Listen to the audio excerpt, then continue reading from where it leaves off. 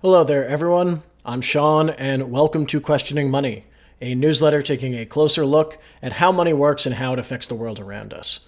Today, I'm going to talk about how prices rise over time.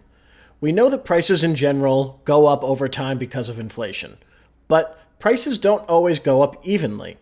A lot of the political discussions these days talks about how certain sectors of the economy, like healthcare and college tuition, have seen much higher price increases than the rest of the economy. There's a reason why these sectors have experienced much higher price growth than the rest of the economy, but that reason never gets discussed. It's a bit complicated, but let's dive in. I've said two things repeatedly throughout the 15 issues of this newsletter that I've done so far.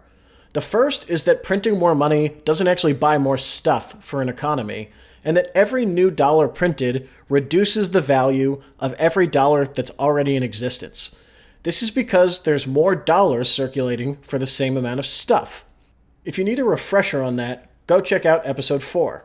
The second thing I've said a lot is that we've printed a ton of new money since the early 70s.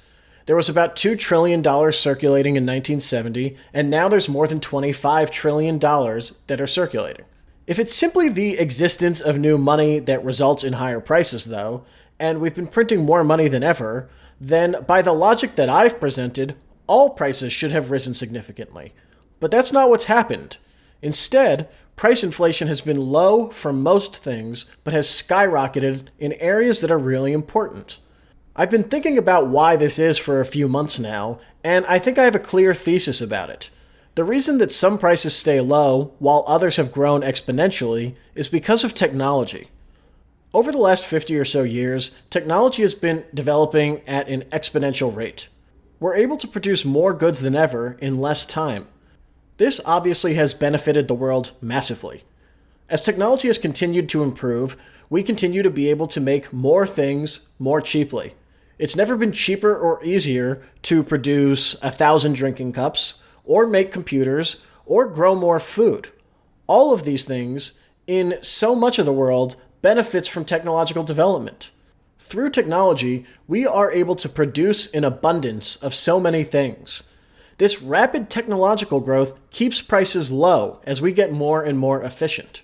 Do you know what doesn't get cheaper because of technological growth? Healthcare. Healthcare is a constantly developing industry.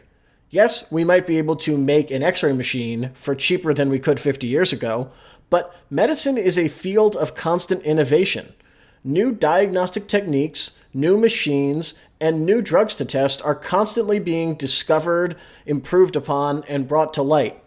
Technology makes things cheaper over time, but in a field like medicine, where you need to be on the cutting edge of new technology and innovation, you don't get the benefit and cheapness that you do when we're talking about something like farming more corn. And all of this innovation happens in a restricted space, like a hospital. Technology doesn't let you just build more hospitals or build more colleges or build more doctors. So technological growth can't make these industries exponentially cheaper the way that it can in so many other parts of the economy. And that's the takeaway here. It makes sense that healthcare and college tuition are as expensive as they are. That's what we should expect to happen simply from the printing of this much new money. The only reason why so much of the economy hasn't experienced these price increases is because the growth of technological efficiency has been so large and so exponential that technology has managed to counter the devaluation of the dollar that comes with money printing, and those prices have stayed low. But technology doesn't create abundance in every industry, and it's something to keep in mind moving forward. There's more monetary stimulus and expansionary monetary policy happening than ever, and it's really just getting started. The macroeconomic trends that we are seeing globally make it clear that expansionary monetary and fiscal policy is not slowing down anytime soon. And as this happens, every industry where technology does not cause abundance will see its prices rise faster than the rest of the economy.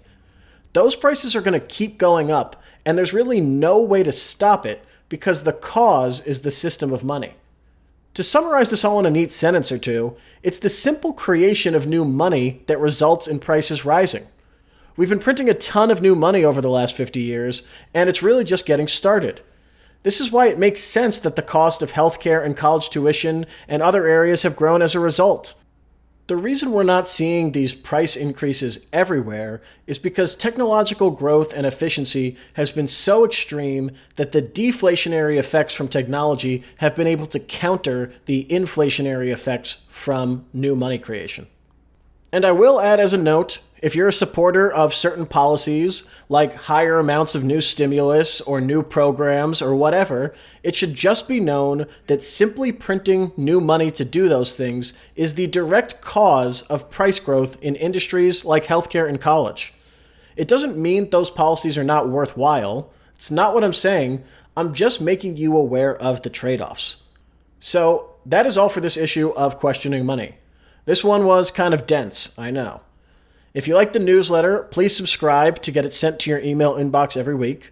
You can follow me on Twitter @SeanCover, and I'll talk to everyone next week. Take care.